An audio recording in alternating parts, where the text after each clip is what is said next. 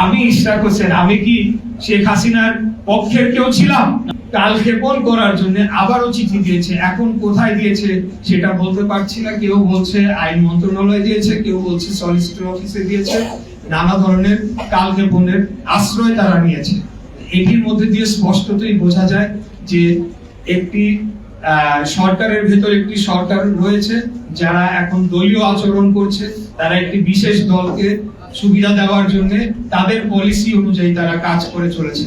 কারণ এর মাঝে আরেকটি ঘটনা আপনারা দেখতে পাবেন যে এনসিপি থেকে একটি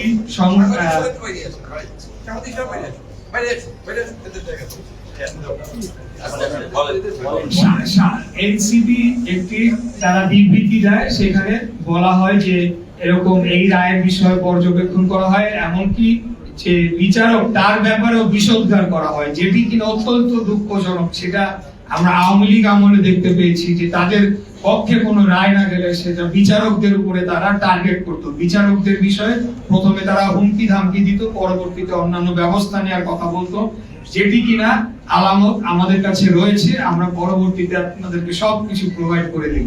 তো আমার প্রশ্ন হচ্ছে যে এনসিপি যদি গণ অভ্যুত্থান পরবর্তী সরকার বা গণ অভ্যুত্থানের ফসলের সরকার হয়ে থাকে, আমি ইশরাক হোসেন, আমি কি শেখ হাসিনার পক্ষের কেউ ছিলাম? নাকি শেখ হাসিনার বিপক্ষে আন্দোলনটাও কম করেছি? নাকি শেখ হাসিনার মধু খেয়ে আমি রাজনীতি করেছি? সেটার জবাব জনগণ জানে কিভাবে দিতে হয়। এই সরকারকে প্রয়োজন সম্মত দিয়ে দিবে। তো আমার বিপক্ষে কেন? তার কারণ হচ্ছে জাস্ট বিকজ আমি বিএনপির প্রার্থী, ধানের শীষের মনোনীত প্রার্থী, এবং তারা চাচ্ছে যে তাদের নিজস্ব দলীয় ব্যক্তিদেরকে প্রশাসক হিসেবে বসাবে এবং আগামী নির্বাচনের সময় একটা ফায়দা লুটবে।